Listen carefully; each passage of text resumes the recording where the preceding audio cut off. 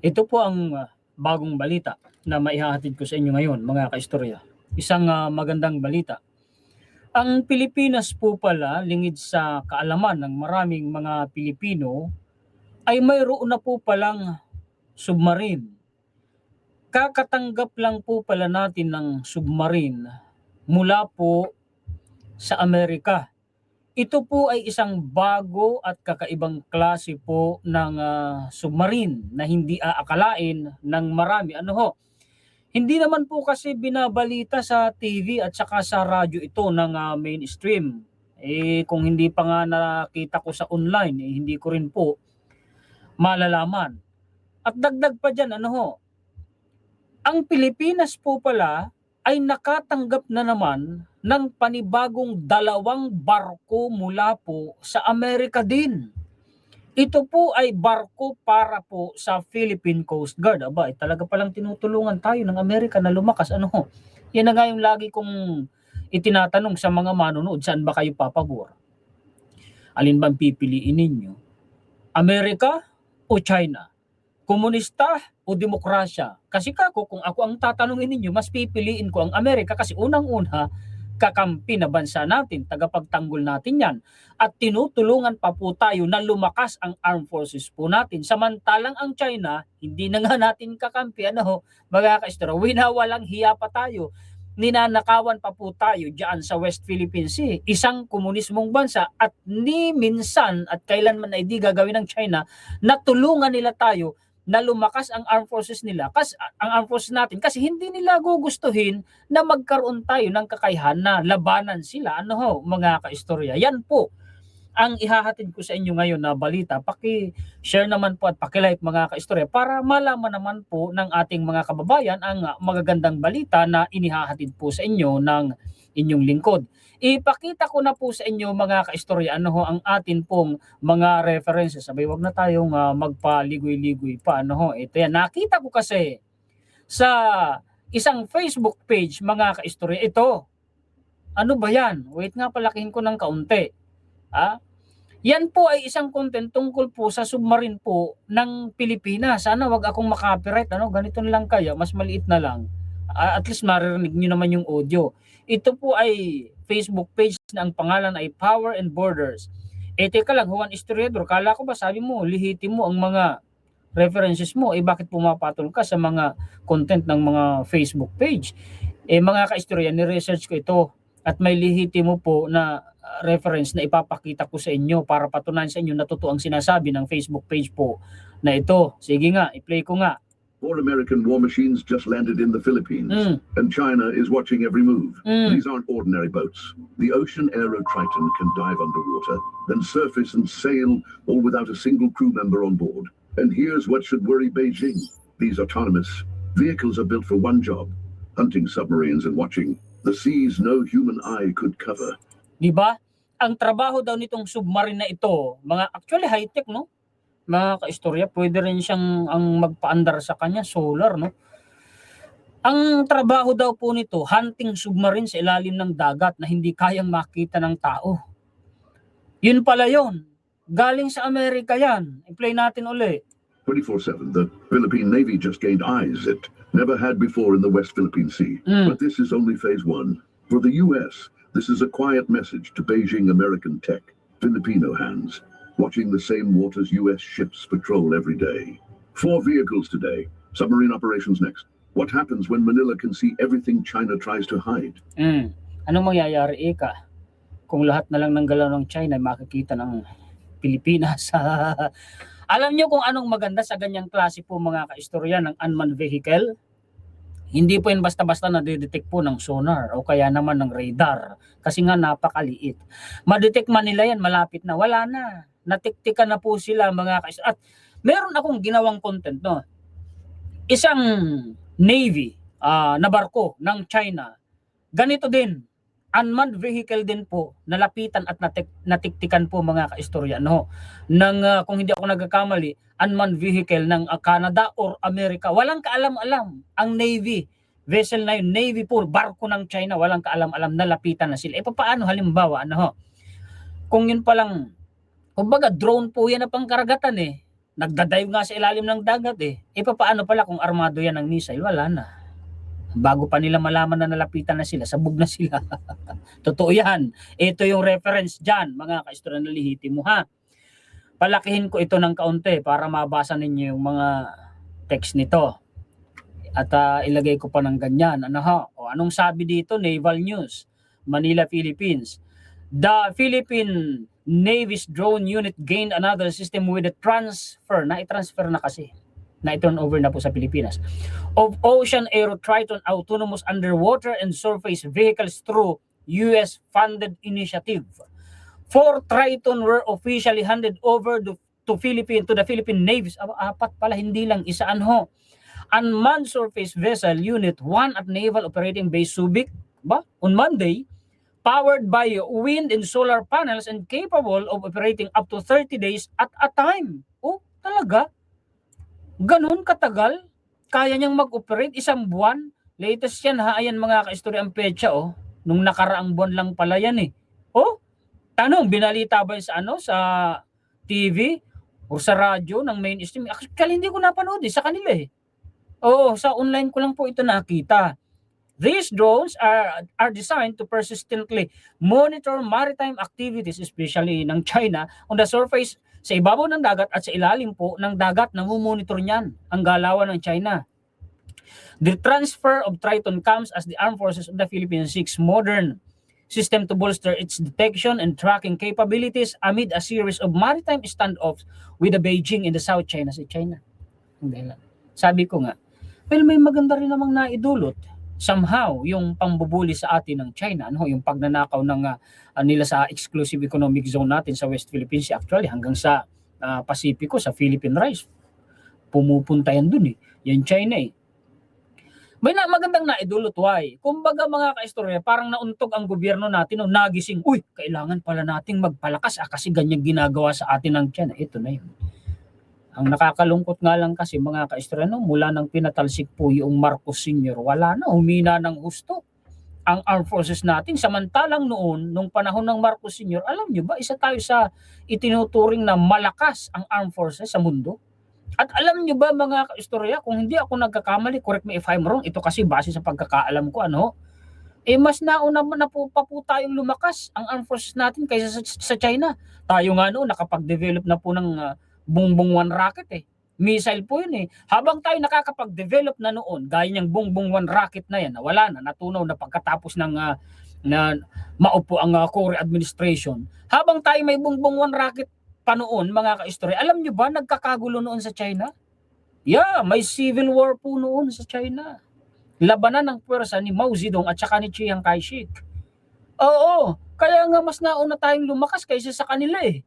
Alam nyo ba mga kaistorya, na kaya po nagkaroon ng Taiwan, Formosa kasi yan noon eh. Kasi nang natalo po ng pwersa ni Mao Zedong, na kung tawagin din Mao Zedong, pero Mao Zedong po yun ang pronunciation dun.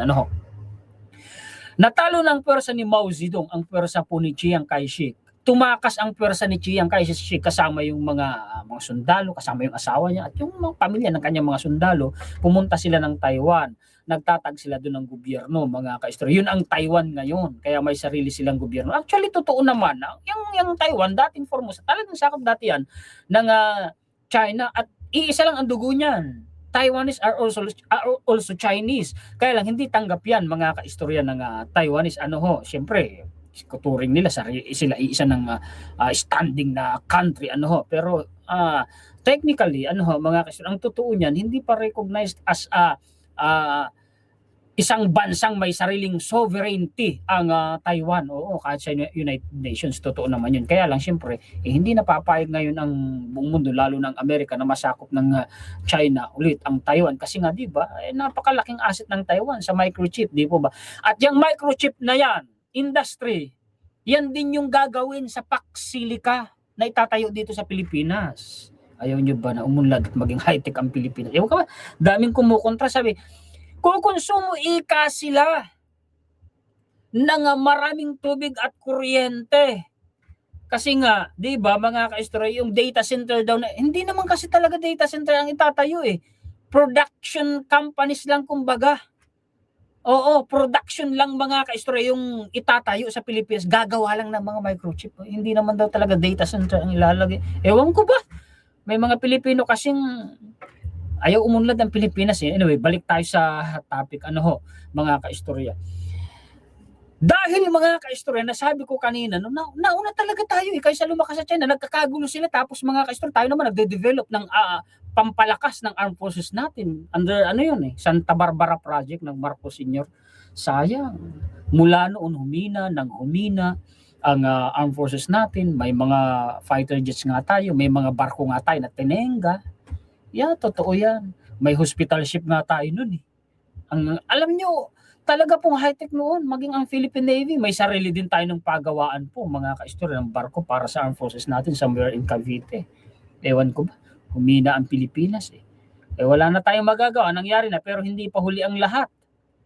Magpakatalino lang sana ang mga Pilipino.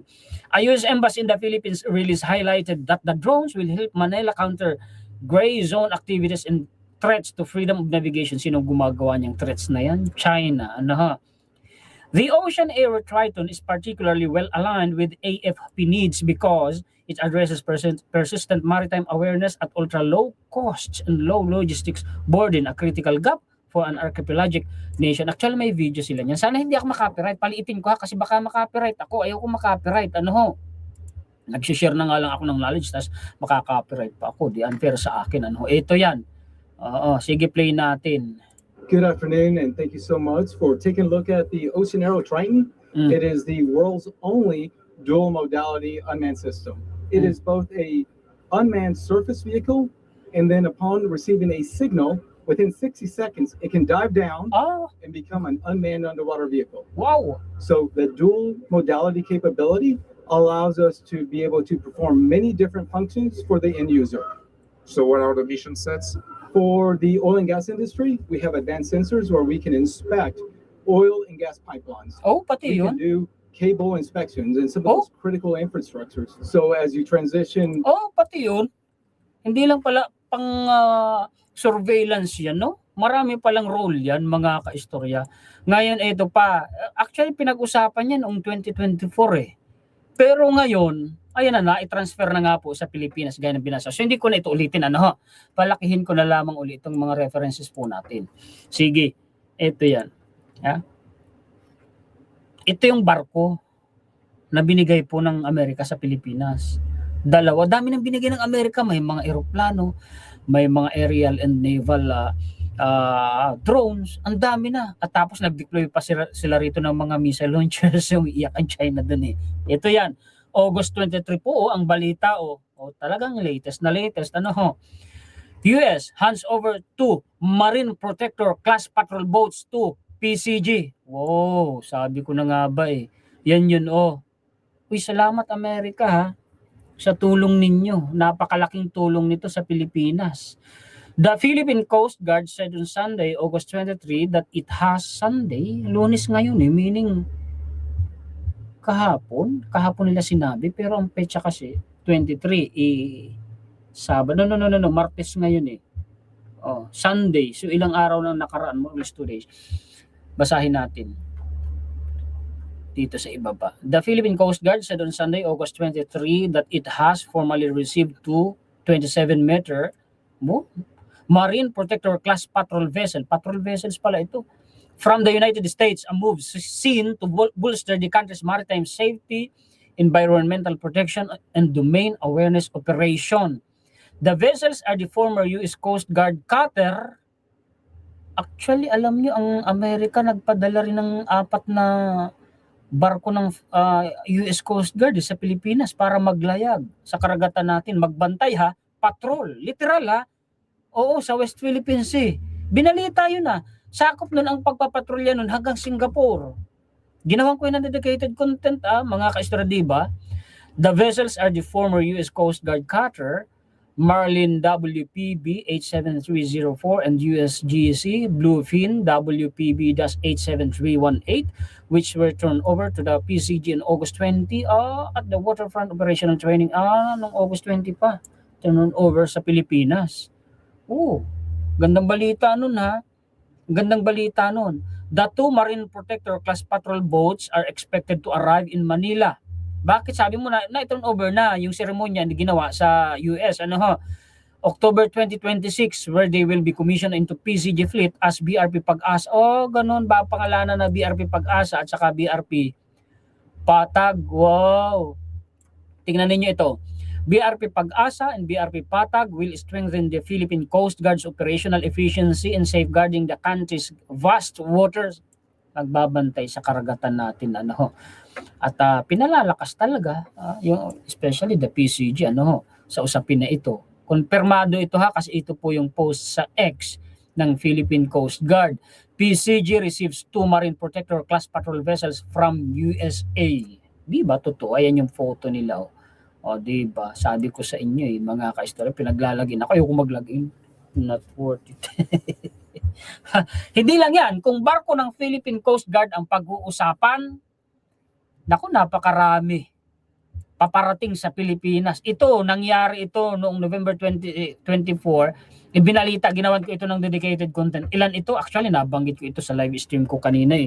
Philippine Coast Guard to receive 40 patrol boats from France in 438 million ODA project, Official Development Assistance, either grant or loan yan. Alinman sa dalawa, importante tinutulungan tayo ng mga kalyado nating bansa, especially ng France. Wow, salamat, ang dami.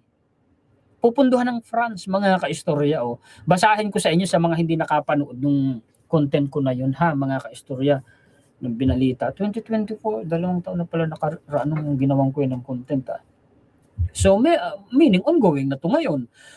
France is set to provide 40 patrol vessels and logistical support to the Philippine Coast Guard following the approval of $438 million aid project to enhance Manila's maritime security capabilities across the country's waters. The French Official Development Assistance funded acquisition project of 40 fast response crafts approved during Tuesday National Economic and Development Authority board meeting. Nagmamadali ako kasi may nagpapatugtog na. Will effectively quadruple the Philippine Coast Guard's fleet. Hindi lang dudublihin, hindi lang titriplihin. 4 na dubli pa. Salamat naman.